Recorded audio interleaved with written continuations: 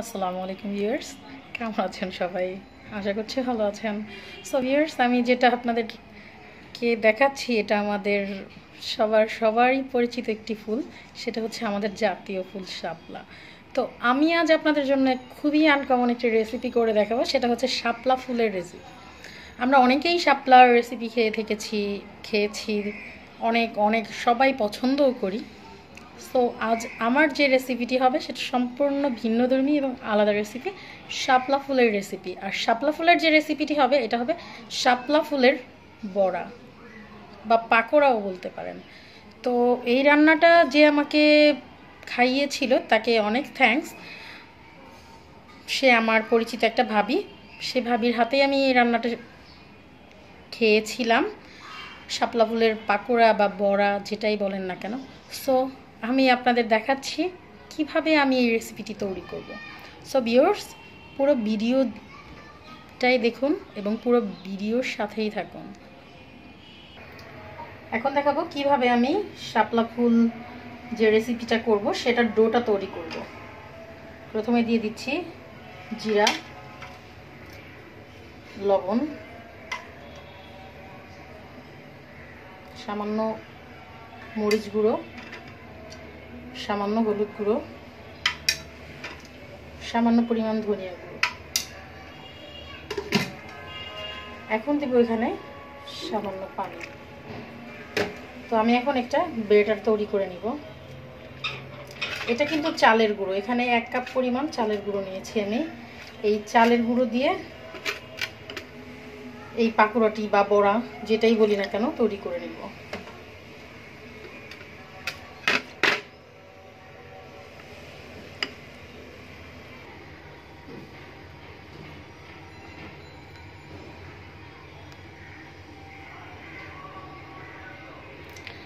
হাঁড়িতে তেল দিয়ে দিয়েছি, গরম হচ্ছে।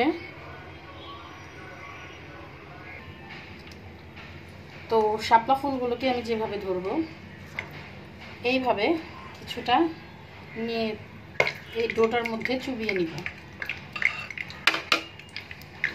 ঠিক এরকমভাবে এই ব্যাটার থেকে এইরকম দিয়ে দিয়েছি, ধরে নেবেন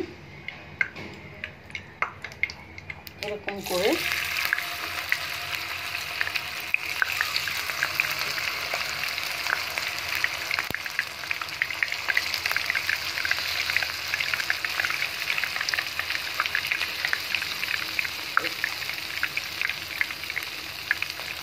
সময় নিয়ে ভাজতে হবে, এটা ক্রিসপি একটা ভাব আসবে এটার ভিতরে।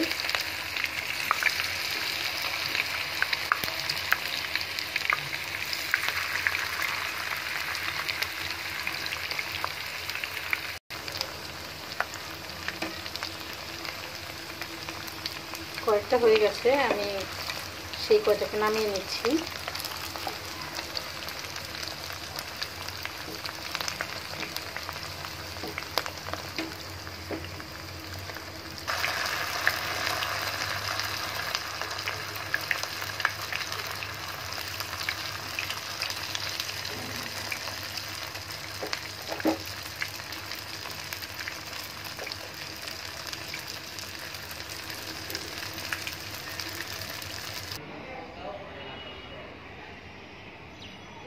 সো ভিউয়ার্স, শেষ হয়ে গেল আমার দারুণ মজাদার ও সুস্বাদু রেসিপি শাপলা ফুলের পাকোড়া।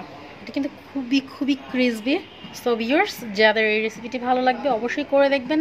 আর যারা আমার চ্যানেলে নতুন অবশ্যই সাবস্ক্রাইব করবেন। বন্ধুদের সাথে শেয়ার এবং লাইক দিবেন, বন্ধুদের সাথে শেয়ার করবেন। সো ভিউয়ার্স, সবাই ভালো থাকবেন। আল্লাহ হাফিজ।